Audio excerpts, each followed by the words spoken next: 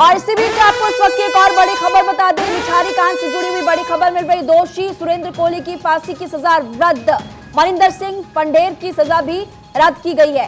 ये पूरा मामला आपको हम बता रहे, निठारी कांड से जुड़ी हुई बड़ी खबर फिलहाल मिल रही है, जिसमें कि दोषी को जो सजा थी वो फिलहाल रद्द की गई है। ये भी आपको बता दें कि इस पूरे मामले में जो दोषी है सुरेंद्र कोहली, फांसी की सजा को रद्द करने का फैसला फिलहाल यहां पर किया गया है। मनिंदर सिंह पंडेर की सजा भी रद्द की गई। और साथ ही आपको ये भी बता दें कि अब इस पूरे मामले को लेकर फैसला लिया गया है। निठारी कांड से जुड़ी हुई बड़ी खबर आपको बता रहे हैं, जिसमें कि नोएडा सीरियल मर्डर 2005 और 6 के बीच भारत और उत्तर प्रदेश, भारत के निठारी गांव के पास एक मामला हुआ था, जिसको लेकर के फिलहाल फांसी की सजा दी गई थी, लेकिन इस फांसी की सजा को रद्द किया गया है। और पूरा मामला भी आपको हम बताने कि नोएडा सीरियल मर्डर 2005 और 6 के बीच भारत के उत्तर प्रदेश निठारी गांव के पास सेक्टर 31 नोएडा में व्यवसायी मोनिंदर सिंह पंडेर के घर में हुई थी। और मोनिंदर को दो मामलों में फिलहाल दोषी ठहराया गया था। 2 मामले इन पर थे, दोनों के दोनों में दोषी ठहराया गया था। इसी को लेकर के फैसला हुआ और अब आपको बता दें कि दोनों को मौत की सजा जहां पर सुनाई गई थी, उसके बाद फांसी की सजा इनको दी गई थी। अब इस फांसी की सजा को रद्द किया गया है।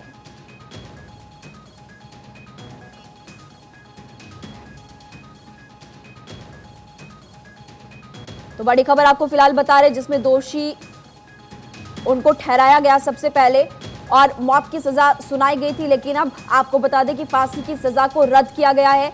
ये पूरा मामला लगातार हम आपको बता भी रहे हैं। निवासियों में से एक ने एक सड़ा हुआ हाथ मिलने का दावा किया था जब भी पूरा मामला सामने आया था, जो वहां पर लोग मौजूद थे। और उसके बाद पुलिस से संपर्क किया गया और पिछले 2 साल में लापता हुए बच्चों के परेशान अभिभावक फोटो को लेकर निठारी भी पहुंचे थे। उसके बाद से ये मामला काफी ज्यादा बढ़ गया था। और ये भी आपको बता दें कि उसके बाद जो दोषी है उनको फांसी की सजा सुनाई गई थी, लेकिन अब आपको बता रहे हैं कि दोनों जो दोषी है उनकी फांसी की सजा को रद्द किया गया है। बहुचर्चित निठारी कांड मामला और इसमें दोषी सुरेंद्र कोहली की फांसी की सजा को रद्द किया गया। मनिंदर सिंह पंडेर की सजा को भी रद्द किया गया है।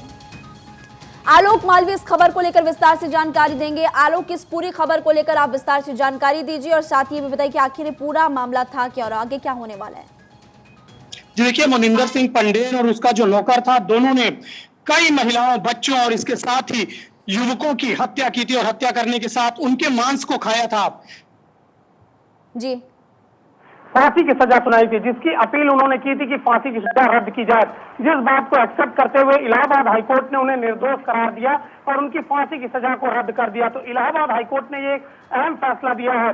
फिलहाल अब क्या होना है, किस तरह से यह पूरा मामला आगे बढ़ेगा, इस बारे में भी कुछ भी नहीं कहा जा सकता। लेकिन इलाहाबाद हाईकोर्ट ने भी फौरी तौर पर उन्हें राहत देते हुए उनकी फांसी की सजा को रद्द करते हुए उन्हें निर्दोष करार दिया है, दोनों बंदों को। जी अच्छा आलोक, एक और चीज आप ये भी बताइए, क्योंकि आप लगातार जानकारी दे रहे हैं कि इस पूरे मामले को लेकर उन पर कई आरोप लगे थे संगीन, और उसके बाद ये भी आपको बता रहे हैं हम लगातार कि दोषियों को फिलहाल सजा जो दी गई थी वो रद्द की गई है। आलोक, मैं आपसे जानना चाहूंगी सबसे पहले कि जो यहाँ पर पीड़ित है, जो ये फैसला सामने आया, इसके बाद क्या पीड़ितों की तरफ से अभी कोई आगे मांग की गई या फिर नहीं? जी बिल्कुल, देखिए अभी फौरी तौर पर उनको फैसला सुनाया गया, जिसे इलाहाबाद हाई कोर्ट ने फिलहाल सुरक्षित रखा था। सुरक्षित रखने के साथ ही लगातार इस पूरे मामले पर जो पीड़ित पक्ष है उनकी नजर थी। हालांकि जो पहली बार जो मामला सामने आया था, वहां पर एक हाथ मिला था, जिस हाथ के बाद मुर्दा हाथ मिलने के बाद से पूरी जांच को आगे बढ़ाया गया था।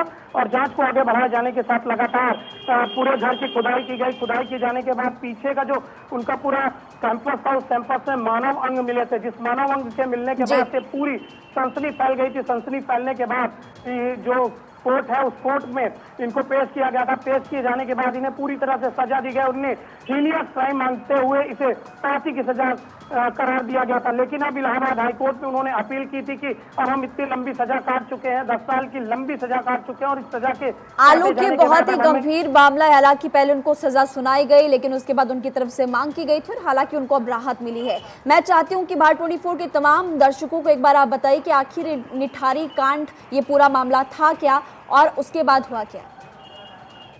बिल्कुल, कि जिस तरह से निठारी कांड है, निठारी कांड जिस तरह से सुर्खियों में आया था, उसके बाद लगातार लोगों की निगाहें इस केस पर थी। फिलहाल जब सबसे पहले एक बच्चा गायब था, उस बच्चे के गायब होने के बाद नोएडा में सीरियल मर्डर का यह पूरी मिस्ट्री सामने आई थी।